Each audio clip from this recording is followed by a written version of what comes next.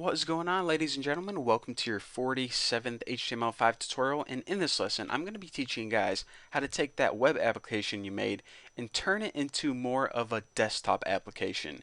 And we want to do this because there are a couple things that differentiated this dumb old drag and drop program from something a user would expect on their desktop. First of all, whenever you're dragging files and icons around on your desktop, whenever you move the original image somewhere else or inside a different folder, the original image disappears. The user probably isn't expecting that image to stay there, so it may confuse them a little bit. So I'm going to be teaching you guys how to make this original image disappear whenever you move it, and also whenever you're dragging something on your desktop or in a software application, whenever you drag it into an area that you're able to drop it in, there's a little indicator to let the user know that it's okay to drop here. And this may be changing the border color or changing the background color. And it just helps clarify to the user, okay, it's okay to drop these files or these icons here. So that's what we're going to be doing in this upcoming tutorial. So what we need to do first is we need to work on the functionality of getting this image to disappear. Now we want this image to disappear whenever the user is done dragging it. So instead of start drag, we need to we need to add an additional event listener for drag end. Now let's go ahead and call this function end drag, and this end drag function is going to be called whenever they are done dragging the image. And all this function is going to do is it's going to make this image disappear. So that's all that's going to do. So now what we need to do is after that we want a little indicator to pop up saying whenever we hover over this area, this left box, we're going to have the border change color and maybe the background too. So let me go ahead and add two other event listeners. So let's go ahead and copy this event listener for the left box and paste two other ones. And I know my screen kind of went wild there, but these are the two ones that I just pasted right here. So instead of drag over, drag over, drag over, change this first one to drag enter and change this second one to drag leave. If I can move my mouse out of there, drag leave. So basically, whenever we enter the area of the left box, we want it to change a color, and whenever we leave the area, we don't want it to stay that color, we want it to change back to the original color, blue border with a white background. So we need to explicitly say that. So instead of just putting that function prevent default in there, we're going to be making our own custom functions. Now let's just go ahead and name it the same as this. We'll name our function drag enter and drag leave to, not confuse you guys at all. So first thing I want to take care of is making this icon disappear whenever we are done dragging it. So let's go ahead and code that function. Let's see, what was it called? End drag. So let me type function correctly. I think I spelled function incorrectly in every single dang tutorial. But anyways, this end drag, just like start drag right here, it takes a parameter of E, which is the dragging event. Now, what we need to do is basically say, okay, when you are done dragging this image, make it disappear. So of course we need a reference to that image, and we do that in a really easy way. What we do is we get pick, we just make a variable called pick. You can actually make it anything you want, and you set it equal to the event's target. Now the target of the event is basically, well, let me say this. The event is the event of dragging the image. And what are we dragging? The image. So the image is the target. The target is what are you doing the event to. In this case, we're doing it to the image, so that's why I named it pick. So now this pick variable references this thing right here. So now whenever we end the drag, we just want to go ahead and take that pick, change the style. What style? Visibility. I always spell that one wrong too. Hopefully I got it right this time. We want to change the visibility of that picture to hidden.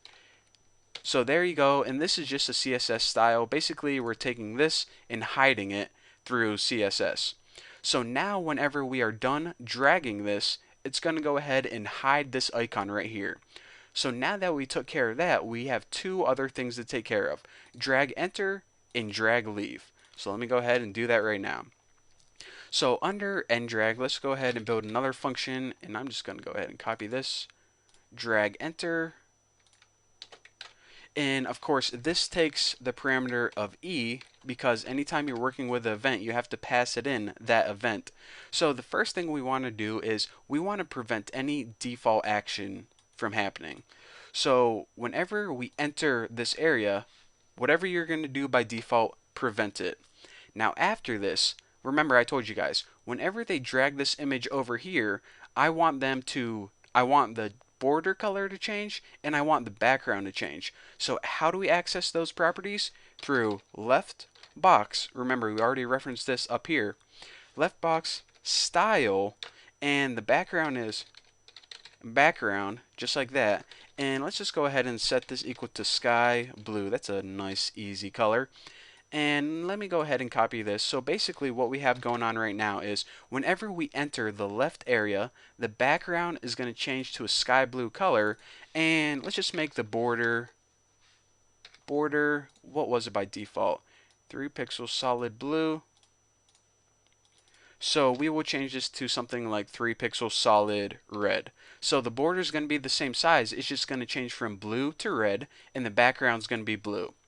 So now what we want to do is say, okay, that's what happens whenever we enter the area. But what if the user does this? What if the user enters the area, then change its mind and drag back out? Well, as of now, the image, or excuse me, the left box would still change the same color. It wouldn't change back to normal with a blue border. So we need to say, okay, if the user changes his mind and it leaves the area, we need to change it back. And we need to do that through the drag leave function. This basically means whenever you're dragging something and you leave the area of the left box. So let me go ahead and copy this. And now instead of drag enter, we can just do drag leave because that's what we named our function right up here. And by the way, I'm going to be taking all this code and I'm going to be posting it on my forum. So if I'm scrolling up and down too fast or, just bugging you guys, then you can just go ahead and copy it through my forum. But anyways, what this is going to do is basically change it back to its default properties. So by default, it had a white background. So let's go ahead and change this to white. And by default, it had a 3 pixel solid blue border. So 3 pixels solid blue instead of red. So now let's go ahead and save this and look at everything we got. Go ahead and refresh it. And first, whenever I drag this and enter the area, you notice that it turns into a red border from a blue one, and the background turns sky blue instead of white. Now, when I exit the area, my left box changes back to its blue border, and it also has that white background, which it had before. So now, if I finally say, okay, should I drop it? Should I? Should I do it? I don't know. Okay, I'm finally going to drop it. Check it out. My original image disappears, and that is what the user would expect. They don't expect to be making a whole bunch of copies of my face. They expect to move my face from here to here. So there you go. That's what happens whenever you have a real sweet drag and drop program on your webpage. Again, there's a million other things that you can do.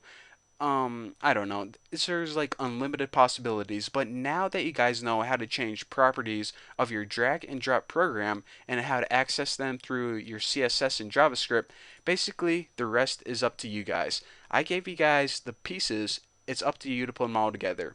So for now, thank you guys for watching, and don't forget, I'm going to be taking all this code from my HTML, CSS, and JavaScript file, and I'm going to be posting it all on my forum, tnbforum.com. So anyways, thank you guys for watching. Like I said, don't forget to subscribe, and I will see you guys in the next video.